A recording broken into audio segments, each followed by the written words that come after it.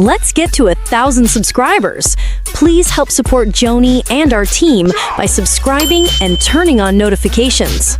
This week, the stock market has us all on the edge of our seats. We're kicking things off with a major global event, the Fed's meeting, where everyone is waiting to see if Jerome Powell will cut interest rates as the market hopes. Then there's the massive deal between SoftBank and Intel that's shaking up the tech world, along with news from Citron Research that's caused Palantir stock to drop. How will all of this affect your portfolio? Stay tuned to Wall Street Wake Up to find out. Joy Up Invest podcast. Invest better every day. Hello, dear listeners, and welcome to Wall Street Wake Up, the show that wraps up and updates you on what's been happening in the U.S. stock market and markets around the world over the past 24 hours. Let's start with the news everyone is talking about this week, the annual Jackson Hole Symposium and the highly anticipated speech from our very own Fed Chairman, Jerome Powell. For all you new investors out there, the Fed is basically the captain of the American economy. They're in charge of setting the direction for monetary policy, managing interest rates, and inflation. And believe me, their decisions have a ripple effect around the globe. Right now, the market is cheering for Captain Powell to cut interest rates next month. But a recent warning from Scotiabank tells us to not get ahead of ourselves. The battle against inflation isn't over yet, and the latest PPI and CPI numbers aren't looking as good as they should. Scotiabank suggests Powell might only speak in vague terms like soon or fairly quickly, which might not be enough to satisfy investors hoping for a rate cut. Now, I know this news might make some of you a little nervous, but I want you to look at it from a different perspective. The Fed's cautious approach is actually a good sign for the long term. It shows they're not caving to political pressure, but are truly committed to solving the inflation problem. This commitment will build a strong foundation for the economy in the long run, and once that foundation is solid, the stock market's growth will be much more sustainable. Moving on to some good news for a tech giant, Intel. SoftBank, the Japanese financial powerhouse, just announced it's investing a whopping $2 billion in Intel to build an advanced chip factory in the US. This news sent Intel stock soaring right after the market closed. This type of investment is called a strategic investment. It's not just about throwing money at a company, it's about having a clear shared goal. In this case, SoftBank wants to expand its AI business, and Intel needs the capital to revitalize its struggling chip foundry business. It's a perfect match.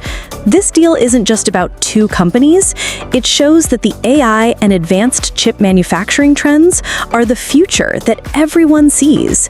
SoftBank's investment signals to investors that even a company facing challenges like Intel can still hold immense value if it's willing to adapt. It's a great lesson for all of us. In the world of investing, it's never too late to embrace change and create new opportunities.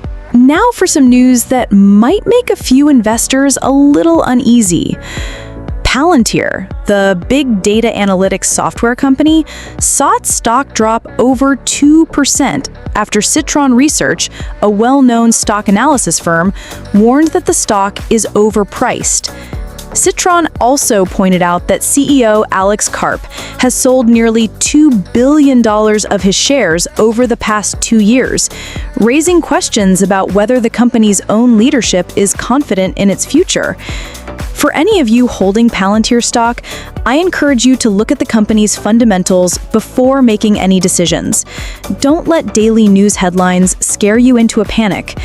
This news reminds us that the stock market is always a bit of a roller coaster. Sometimes bad news can be a golden opportunity for long-term investors who truly believe in a company's business. As long as the fundamentals are strong and the company doesn't have major long-term issues, a drop in stock price could be your chance to invest at a lower price. And remember, a CEO's share sales could have other personal reasons we don't know about. Now for some more good news. Palo Alto Networks, the cybersecurity company, reported third-quarter earnings that beat expectations. Their earnings per share came in at 95 cents, higher than the 89 cents analysts had predicted. The company also hit its revenue target of $2.5 billion. And here's another great piece of news for all your language learners out there. Duolingo's stock also jumped after KeyBank upgraded its rating from hold to buy, arguing that concerns about slowing user growth were overblown. The solid earnings from these companies prove that even when the overall economy faces headwinds, strong companies with products that meet consumer needs can still grow and make a profit.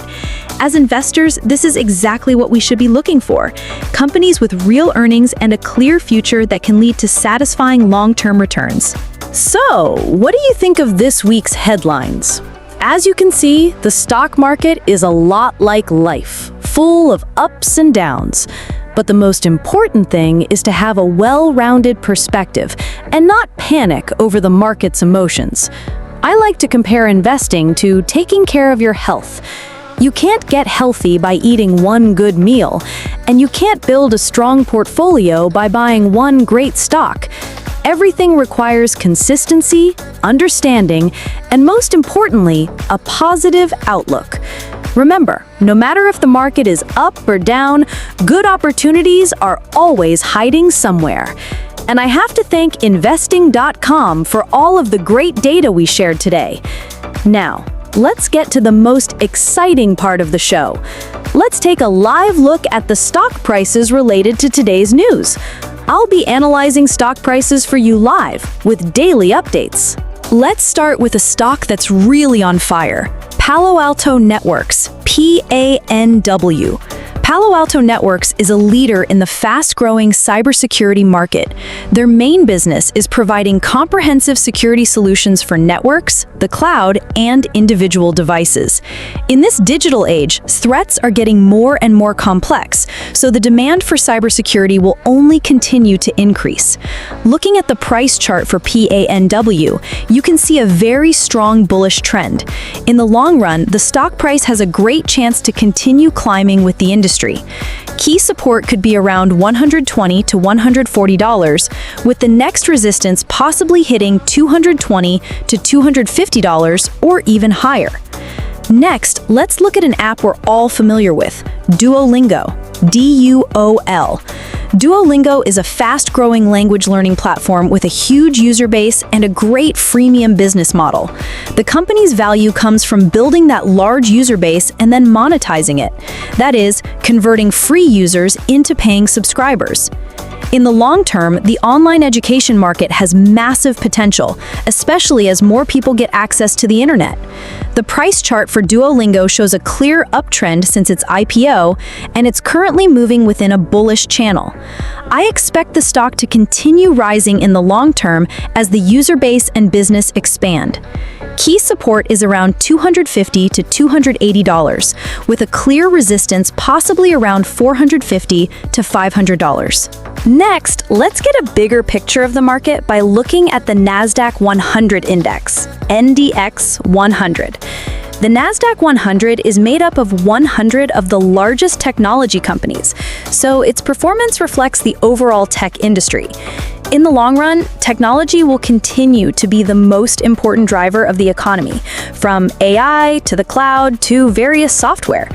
This means the index has the potential for continuous growth.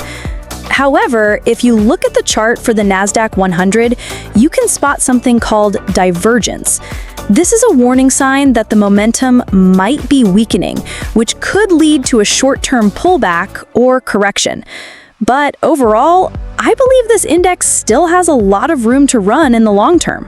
And now for the stock that surprised us in the news: Palantir Technologies, PLANTR. Palantir specializes in big data analytics software for government agencies and large corporations. Its value is tied to securing big contracts with key clients. In the long run, data analytics will only become more important, especially in the age of AI. So Palantir has the potential for explosive growth if it can successfully expand its client base. The price chart for Palantir also shows a strong uptrend, especially lately, where the price has shot up very quickly. I expect the long-term trend to be up, assuming the company continues to grow its revenue and profits. Key support could be around $120 to $140, with the next resistance to watch possibly hitting $200 or higher. And finally, let's look at a stock facing some serious challenges: Intel Corporation. Intel is a chip manufacturing giant that's in a fierce competition with rivals like AMD and NVIDIA. The business is still strong, but the company has to prove it can reclaim its leadership position in chip technology. In the long term, its growth will depend on the success of its new chips and its ability to compete. The price chart for Intel shows a pretty clear downtrend over the past few years, which is different from the other stocks we've discussed. In the long run, Intel stock could remain in a downtrend or move sideways if it can't show consistent growth or reclaim its leadership. Key support is around $20 to $22, and if it breaks below that, we could see a more severe drop. All of this is just my personal view. It's not investment advice. Please use your own judgment and do thorough research before making a decision, because all investments have risks. Before we say goodbye today, if you're a stock trader and you have questions but don't know who to ask, feel free to leave a comment and we can chat. See you next time. Bye-bye.